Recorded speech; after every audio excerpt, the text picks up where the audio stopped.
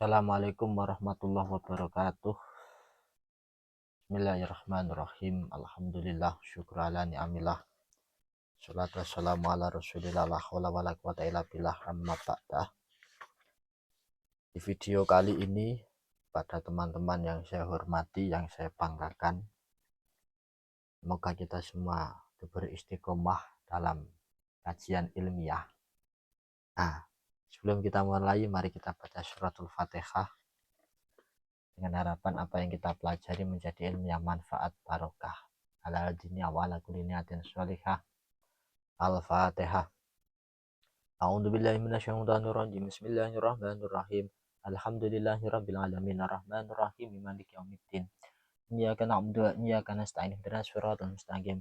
Siratal ladzina an'amta 'alaihim ghairil maghdubi 'alaihim waladdallin. Waduh, iki rokok malah mati rek.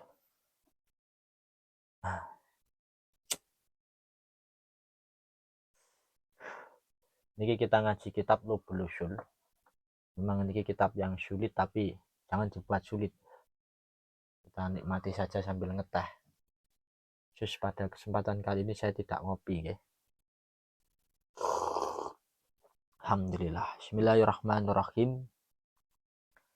Bahasan tentang mantuk dan mafhum. Qala al-musannifu rahimahullah ta'ala wa nafa'ana bi wa bi ulumi fid dharaini amin. Al-mafhumu wal mantuku tawi iki iku mertelaken al-mantuku wal mafhumu ta iki iku mertelake mantuk lan mafhum. Al-mantuku ta kang aran mantuk iku dalil dalakan udahaken ali ing atase ma apa alaf bentuk lafat. Iku maksud dalil iku makna ngono ae. Dalakan udahaken ali ing atase ma apa alaf bentuk lafat fi mahalinut ki ing dalam panggonan yang ucapaken. Jadi kalau mantuk itu makna yang diambil dari teks atau bahasa sederhananya itu tersurat. Nanti ada kebalikan yang namanya mafhum. Mafhum itu berarti tersirat. Jelas ya? Lek di bahasane tersurat ngono kan ya wis paham toh jenengan. Wa utawi mantuk iku indala lamun toh nuduhaken apa ya?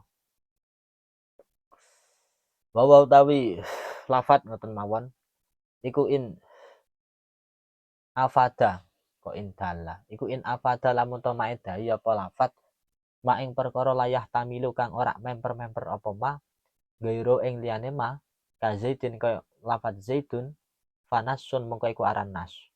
Jadi mantuk atau suatu lafat bila memberikan faedah yang sudah tidak memiliki kesamaran, ke 50-50-an.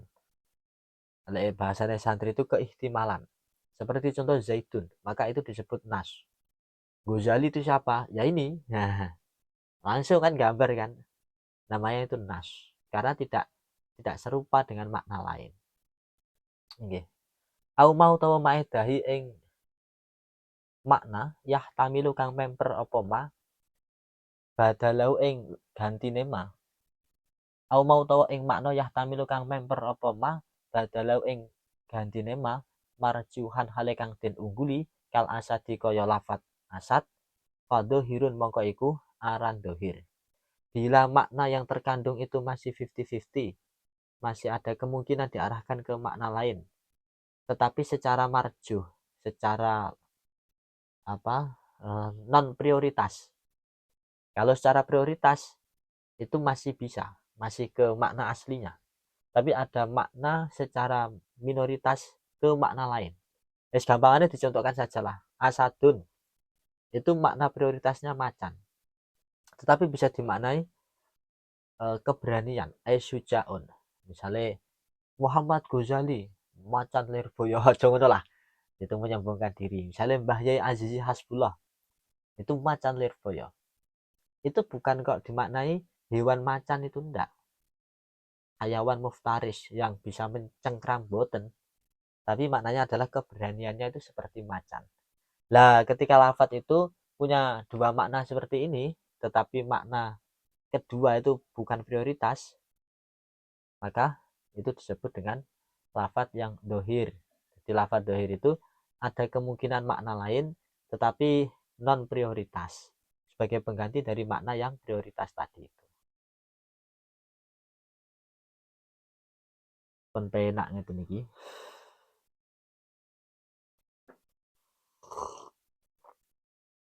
Summa indala nuni lamun toh nuduhaken apa juz'uhu juz'e ma utawa lafat ala juz'i maknahu ing atase juz'e maknane lafat famurokabun mengko iku aran murakkab. Wa ila lamun ora indala ya fa mufradun mengko iku aran mufrad bila ada suatu lafat yang susunan lafadznya itu menunjukkan salah satu lafadznya menunjukkan pada maknanya disebut murakkab. Wis gampangane ngeten. Kalau di Ghuyatul Usul itu ada beberapa klasifikasi. Tarkiban isnadian ka zaidun qaimun. Dalam contoh zaidun qaimun itu kan susunan kan. Ya kayak nahwu lah.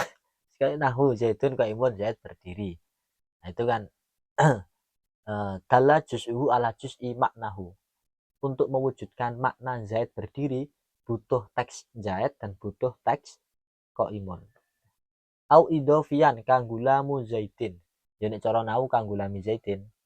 Jadi atau susunan idofah. Kalau tadi susunan tarkib isnadi. Tarkib idofi ya seperti gulamu zaidin, susunan mudhof ilaih.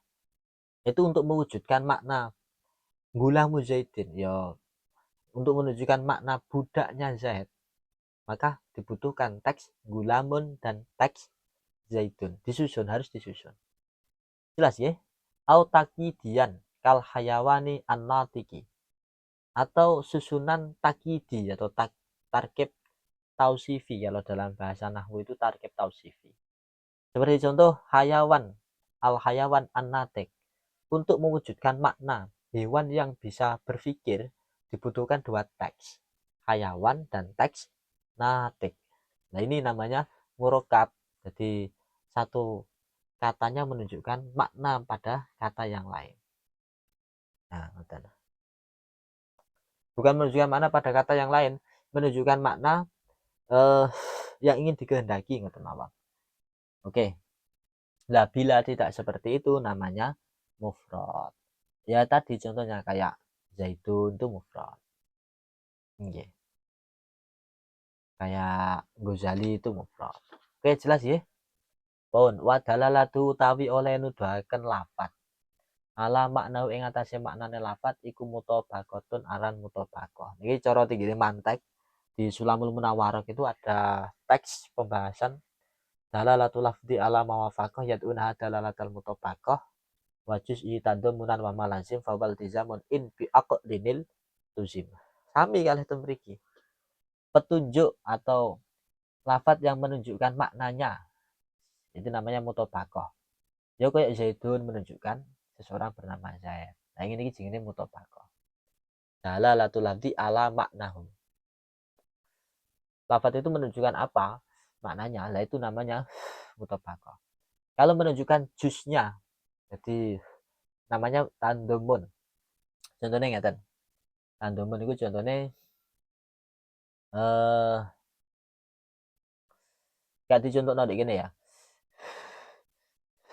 Ya tak contohno dhewe lah. Misalnya was'alil qaryah, tanyalah kepada desa. Itu kan enggak bisa kan? Mesti ahlul qaryah, penduduk desa. Nah itu namanya tandumun. Wala juz'ihi tandumunun. Bon, jelas ya? Dalalah tandumun. Ada makna yang terkandung di situ.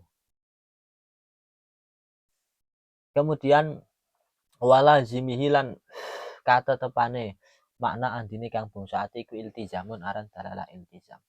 Kemudian yang ketiga ini disebut dalalah iltizam. Nah, dalalah iltizam itu kayak dicontohkan misalnya kadalalatil insan alal hayawan an-natik.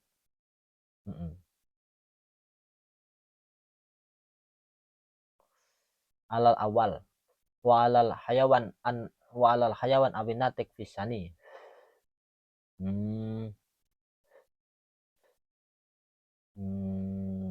Berarti ini kalau dicontohkan manusia itu apa, terus dimaknai hayawan natik, ini namanya tandumun. Kalau dicontohkan manusia itu apa, dimaknai hayawan atau natik, Nah, ini namanya iltizam. Lelek nuruti contoh di Ghayatul Usul.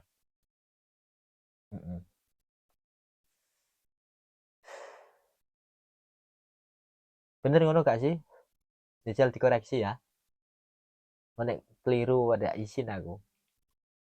Ya insya Allah ngono lah. Insya Allah kadala insan alal hayawan anatik fil awal iku, maksudnya fil awal iku yaiku dalalah sing tandumun.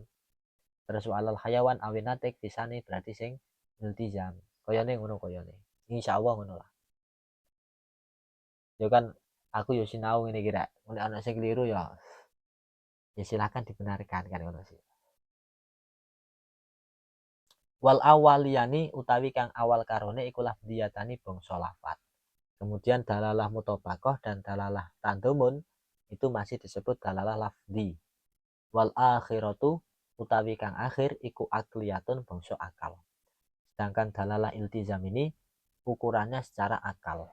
Kalau tadi melihat lafadznya, yang dua awal itu yang mutobakoh dan tandumun.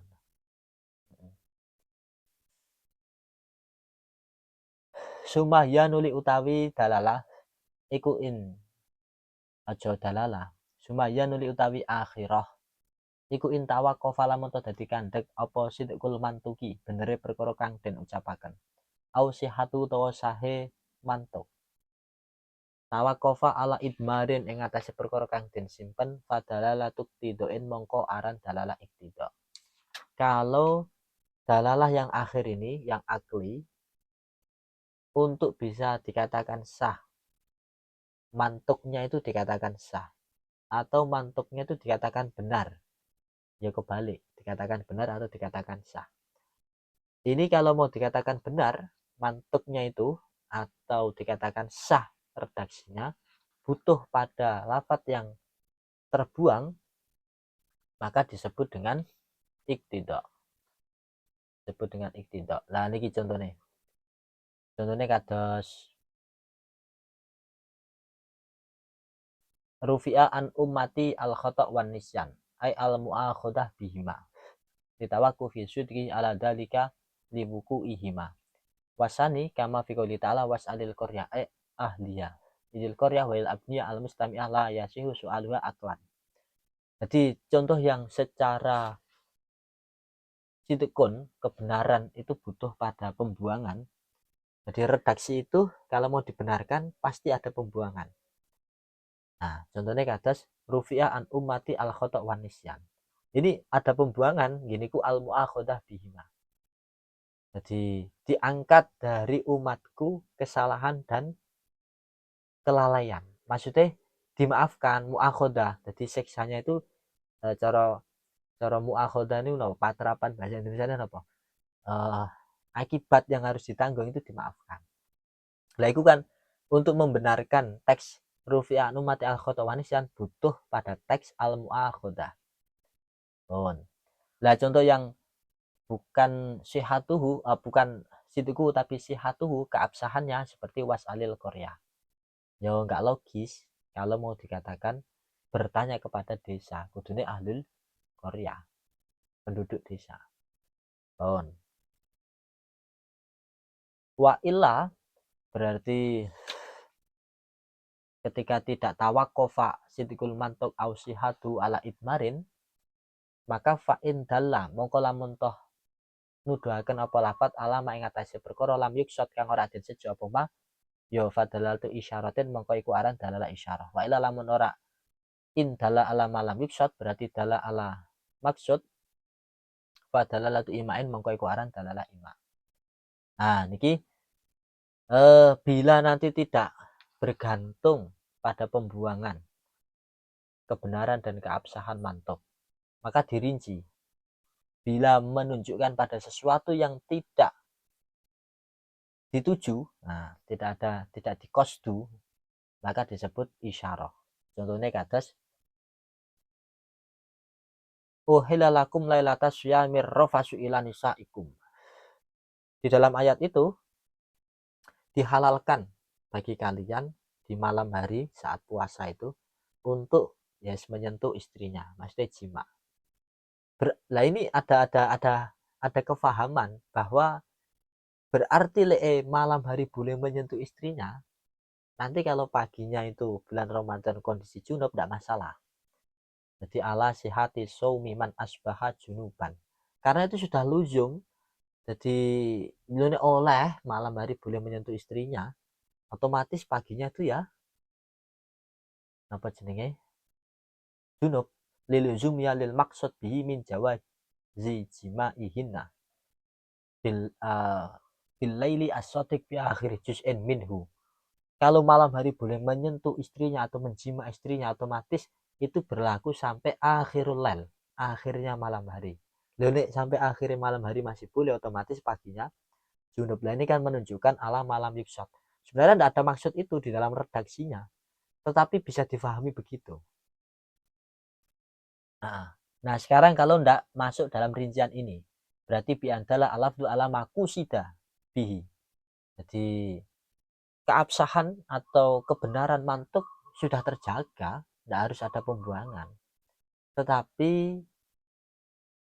di situ masih ada petunjuk, meskipun masih ada petunjuk dan itu dimaksudkan. Maka ini masuk ima. Lah ima itu nanti dibahas di pembahasan kias. Wa sayati bayanuhu ma'a misalihi fil kias. Fil maslaki salis min masalikil elah. Ya kalau mau dibahas sekarang ya contoh saja, ambil contoh sampel. Ima itu kan iktiranu wasfin malfudin bihukmin walam stambaton walam yakul li ta'lil wa unadiru kana baitan kaumi pada simi wasfin aktik rokobatan. Nah contohnya kayak misalnya Rasulullah mengatakan aktik rokobatan, merdekakanlah budak. Lu kenapa disuruh memerdekakan budak? Itu ada ima, ada isyarah di dalam teks itu. Apa isyarahnya? Yaitu wakok tu ahri finahari Ramadan, ada orang Arabi menyentuh istrinya atau jima di siang hari bulan Ramadan. Nah, itu namanya ima. Iktiran waswin malfudin bihukmin. Iktiran waswin malfudin bihukmin walau mustambaton. Ada redaksi di dalam apa jenenge? Ada teks, ada redaksi di dalam suatu keterangan dan itu ada hubungannya dengan hukum. Karena kalau tidak ada hubungannya tidak mungkin disebutkan. Contoh liya misalnya ini lah. Layah kamu ahadukum banastan bawang gotban. Jadi kita contoh yang penak. Kamu jangan memberikan keputusan hukum dalam kondisi marah. Alasannya apa? Karena gotban. Alasannya apa? Tidak boleh memberikan keputusan hukum dalam kondisi marah. Ya karena marah. Nah, ngono loh. Andai kata tidak ada kata gotban, itu ya kenapa tidak boleh memberikan keputusan hukum? Sederhananya seperti itu. Nanti lebih detailnya di imak nanti lebih enak. Contoh-contohnya lebih banyak. Kayak bahas lirijli, sahman, walil faros, sahmen. Terus misalnya lagi kayak apa jenenge? Ada bida wal bida bil bida wal bil bil wasyar bisyar wa tamr bitam ramil bil mihli mislan bil mislan yatan biyatin faidah talafat hadil ajnas fa bi kaifa itu ada faidah talafat hadil ajnas niku tafrek bi syartin. Nah, on. Niku mantuk. Sekarang masuk di dalam mafhum. Wal mafhumu madalla wal mafhumu ta mafhum niku ma perkara dalah kang nuduhaken ali ing atase mau apa lafdzul lafat la fi mahalin nutqi ora ing dalam panggonane ngucapaken. Kalau ada yang redaksinya itu tidak ada lanya itu jelas keliru ya. Harus ada lanya. Ya gampangannya kalau mafhum itu ya tersirat bukan tersurat. Pun. Fain wafaqo mengko lamun nyocoki apa mafhum alman tu kok ing perkara kang den ucapaken fa muwafaqah mengko aran mafhum muwafaqah. Bila mafhum itu cocok dengan mantuk, ya sebut saja mafhum muwafaqah. Walau musawiyan senajan iku kang madani fil aso yang dalam miturut kaul asoh, meskipun setara kefahaman dengan teksnya itu setara, statusnya sama. Maksudnya sama itu piye toh? Ya nanti kita bicara dalam contoh. Terus ini kita muroti dulu saja. Terus summa fahwal hitobi nuli sumahua. Jadi nuli dan arani fahwal hitab. Inkan alamun on apa mafhum iku aulal wa utama. Nah, kemudian bisa disebut fahwal hitab mafhum itu bila mafhum itu lebih kuat. Ya contohnya kayak misalnya fala taqullahuma uffin walatan haruma wa qulama qaulan karimah. bentak orang tua saja tidak boleh, apalagi memukulnya. Nah, memahami bahwa memukul orang tua itu lebih haram daripada yang disebutkan secara teks, yaitu adalah membentak. Nah, ini tentu lebih kuat kan, karena lawang tidak ada kontak fisik saja tidak boleh, apalagi memukul, jelas ada kontak fisik. Nah, itu kan tidak disebutkan, tapi memukul orang tua, ya kan? Nah, maka ini lebih aula, kalau lebih aula disebut fahwal khitab. Nah, meskipun nanti ulama lain ada yang mengharamkan memukul orang tua bukan pakai dalil wala taqullahumma ufin wala tanharhuma wa qul lahumma qawlan karimah, bukan pakai itu, tapi pakai wabil walidaini ihsana. Dia harus berbuat baik pada orang tua. Masa memukul itu perbuatan baik toh? Nah, sementara kita diwajibkan berbuat baik pada orang tua. Walah nuhulan lahnul khitab in kana lamun ono apa mafhum iku musawiyan kang madani. Nah, bisa disebut lahnul khitab kalau setara, tidak lebih kuat mafhum. Contohnya seperti di dalam dawuhnya Allah Ta'ala, innalladzina ya'kuluna amwalal yatama dzulman. Jadi itu kan tidak boleh ya, memakan harta anak yatim secara dolim. Bagaimana kalau tidak dimakan, tapi dibakar, uangnya dibakar, atau makanannya dibakar. Nah, itu ya sama-sama haramnya. Nah, ini setara, tidak lebih kuat mafhum tersebut dan juga tidak lebih lemah, maka disebut lahnul khitab. Bon. Wa in khalafahu lamun toh nulayani apa mafhum ing mantuk fa mukhalafah mongko aran mafhum mukhalafah. Bila mafhum itu kebalikan dari mantuk, maka disebut mafhum mukhalafah. Syaratnya bagaimana? Wa syartuhu ala yadhara li takhsusil mantuki bidikri fa'idatun ghairu nafi hukmi ghairihi wallahu a'lam bisawab. Nanti pembahasan syaratnya mafhum mukhalafah. Bon, itu saja dari saya, semoga bermanfaat. Menawa kurang lebih saya mohon maaf ya. Ya, terutama tadi murad-murad itu perlu dikoreksi itu. Kayaknya banyak yang keliru itu. Yes, ngoten nggih. Assalamualaikum.